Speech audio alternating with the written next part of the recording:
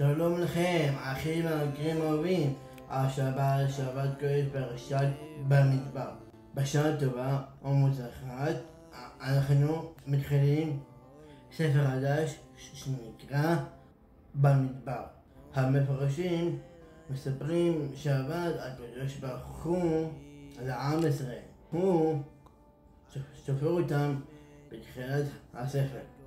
וזה הפרשה שלנו שסופרים את עם ישראל. כמה אדם יש לו כסף והוא סופר כדי לדעת כמה כסף יש לו.